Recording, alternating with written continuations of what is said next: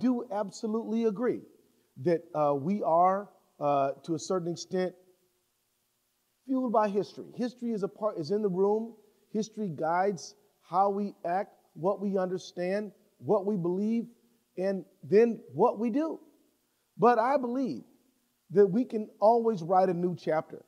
And while we may well be students of history, we should never be captives of history.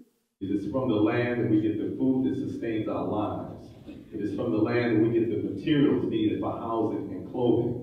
It is from the land that we get the mineral resources that feed economies and generate wealth. It is on the land that we build, grow, and create community. As we struggle to foster food security, food justice, and food sovereignty, the question of land, who so-called owns it, who controls it, who benefits from it, must be at the forefront of our discussions. But it was this concrete knowledge and wisdom that is too often either dismissed, distorted, or lied about. African peoples knew how to grow rice. They knew how to cultivate sugarcane. And this was the wealth that created the wealth of this empire. First of all, we all need an institution to operate from. Mine is called Main Street Project.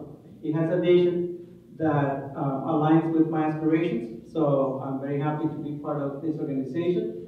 Our mission is really based on building the kind of thing that we know we need to solve most of our present problems that keep some of our community members from fully participating in our life, whether it's civic, whether it's economic or social. And so our key is the concentration on systems and systems thinking. And that is the perspective we come into sustainable food and agriculture systems.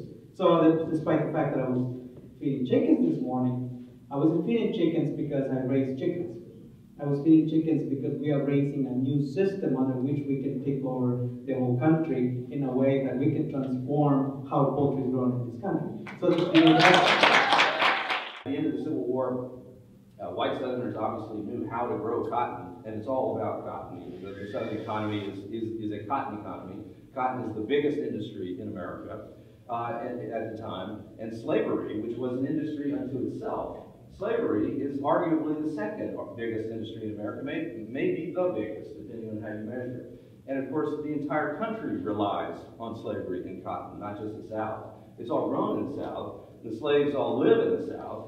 But these enslaved Africans are there because of a system that involves everybody.